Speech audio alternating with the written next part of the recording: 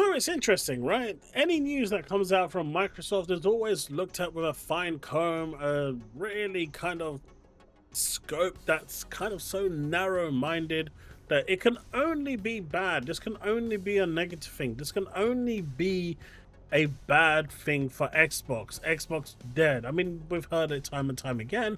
This never ends, despite the good things that are coming out of Xbox and the way that they are expanding. I get contacted continuously about this article and that article from a number of people.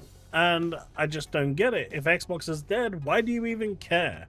Why is it even bothering you? And yet, news like this, Microsoft is restructuring Xbox distribution, considering we're getting more and more news that the next Xbox is going to be released 2026, it just doesn't make sense for them to continue to release the Series X anymore.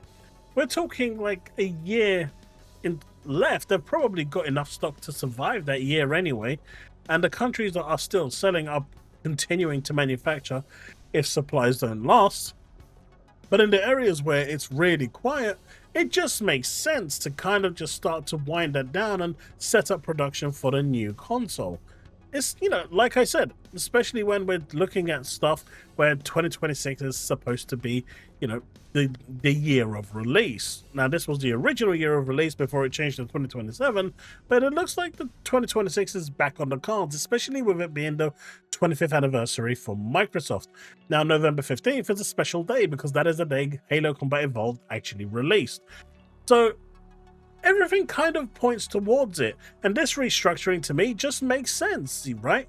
It's not like there's anything nefarious going on here. I know a lot of people are looking at this in a really bad way, but they kind of picked the perfect day to kind of release all of this bad information, or misinformation I should say, when it comes to Xbox, or just plain biased information when it comes to Xbox, when they have any form of good momentum. At the end of the day, any form of good news by Microsoft is usually followed with bad, and the journalists make sure that they actually time their releases to pinpoint perfection, so this actually goes hand in hand. Just go back and look at anything good that has come from Microsoft. It usually has a ton of articles with bad news followed from it. But this restructuring actually makes sense, right? There's no reason for this not to make sense. If you're looking at this over here, Tom Henderson says Call of Duty 2026 is being developed for the next generation Xbox. Now, if it's Call of Duty 2026, this means that it's not going to be releasing in 2027. It's going to be released in 2026. Now, don't get me wrong, take this with a grain of salt. I'm talking the size of the Grand Canyon, but still take it with a lot of salt, because at the end of the day, this is all hearsay. This is all conjecture. We don't know if it's actually happening. But at the Xbox Game Show, they said, we are going to be having 4 big games coming out. We've got Fable, Gears E-Day, Forza Horizon 6, and a classic that's been with them since the very beginning, which obviously is Halo Combat Evolved. Halo Combat Evolved was released November the 15th, and Xbox consoles normally release around November, so it goes hand in hand. And with Call of Duty usually coming at around October, November, all of these games kind of fit hand in hand for one of the greatest console launches of all time. This would actually blow everything out of the water. This is like the launch that will surpass all launches, in my opinion. So why is it such a problem that this is actually happening? People often are so narrow-minded that they don't look at the bigger picture, and Microsoft is constantly looking at the bigger picture, and for the longest time I've been looking at this. In fact, Dreamcast guy himself said today that the next generation consoles will probably be the last. And you know what? I've been saying this for well over a year now, that I don't see any more, it's probably up to 2 years, that I do not see any other consoles coming after the next generation. I just don't see it. It doesn't make any sense. The generational leap just isn't there anymore. And with the price of consoles going up, everything's either going to become like an app on the PC, or they're just going to move to PC. It just doesn't make sense anymore for them to manufacture these devices that aren't really pushing the bar anymore. I mean, now we're going into fake frame gen, which is where PC is at. So what's the difference? Why make a really pricey device when you can just put it on PC and let people build their PCs based on their specification and their budget and play the games that they want where they want. It just makes perfect sense. It's nonsensical. So this news that, the whole restructuring, it kind of follows up with their 2026, if it does happen, launch. That's what everything is pointing towards. And even though, Nick over here is crying and thinking that the PlayStation 6 is going to be released at £499, he's crazy if he thinks that the PS6 is going to be at that price. And, even though he didn't personally say it, Crap Gamer did, and a lot of PlayStation fans actually are with him with this. They do not believe that the PS6 is going to be anything above $499.99. They are delusional, and that is all I'll say on that matter. But it does point in that direction. But then this happened, right? Because you've got the news that the Xbox Meta Quest is coming out. The Xbox edition is out now for you to buy, $379.99 here in the UK. Just says Xbox had some good news. Quick, give them a rate to step on. And obviously Tom Warren released the article today about layoffs at Microsoft. And let's be real here, no one actually cares that people are being laid off. None of you care. I mean, it sucks for the people that are being laid off, and it is a bad time for them. But at the end of the day, people only care because it's Microsoft. And what I've said here to him is, people just hate Microsoft. It's really that simple.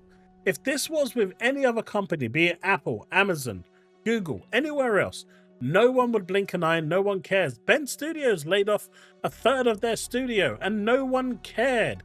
This news about Xbox laying off people has been known for a number of weeks. This article could have been released at any point, but they waited until the perfect moment where they saw Xbox gain momentum with the VR headset and said, right, that's the perfect moment to hit it, because they know at that point it's going to get the most clicks. I mean, this is pretty much the Xbox tax 101. And people say it doesn't exist.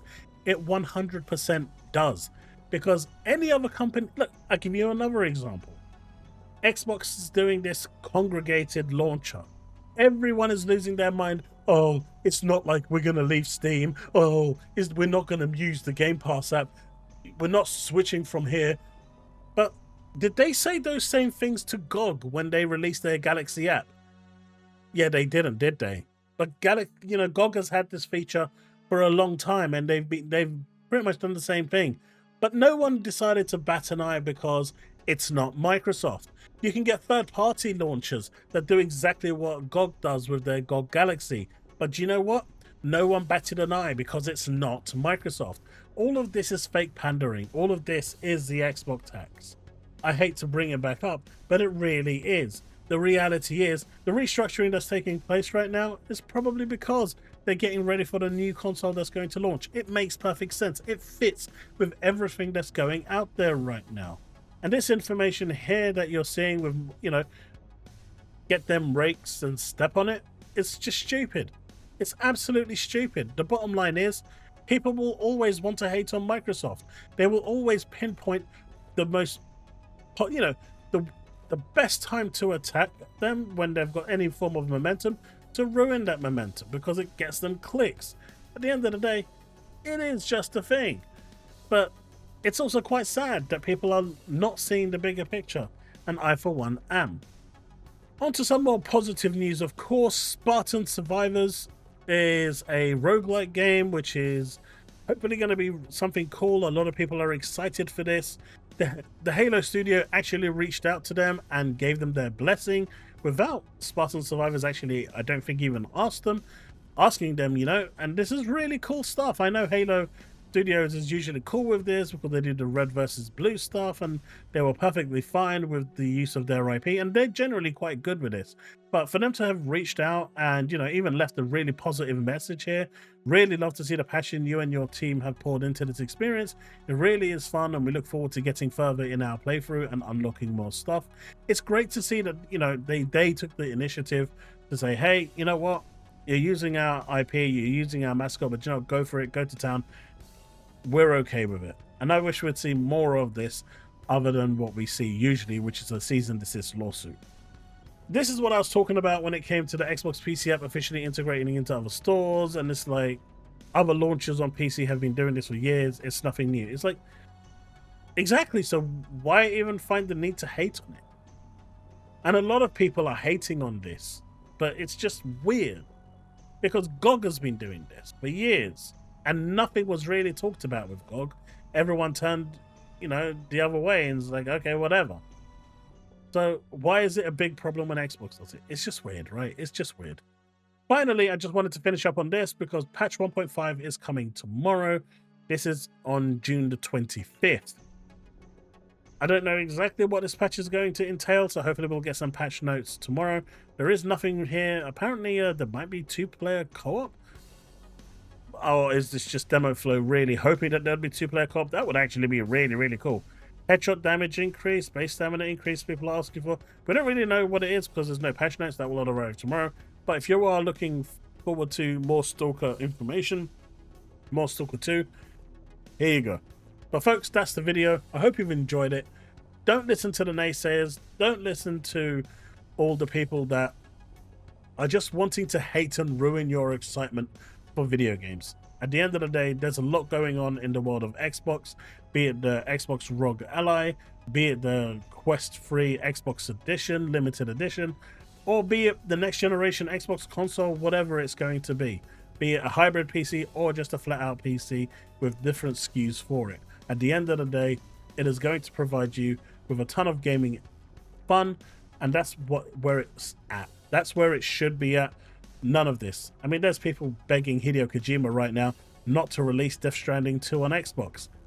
I mean, mental illness is a thing. I get it. But with these people, I just really don't think there's any hope. I really don't. But that's the video, folks. Thanks so much for watching. I hope you've enjoyed it. And if you have made it this far, thanks so much. Leave a like, subscribe, hit that bell to stay up to date with all content I release. And I will see you in the next video. I will be live tomorrow, or today if you're watching this, over at Twitch, playing some games. Feel free to stop by. Otherwise, I'll be live on Thursday, where we'll be talking about some more games. And if there's really nothing going on, I might be playing some Death Stranding too.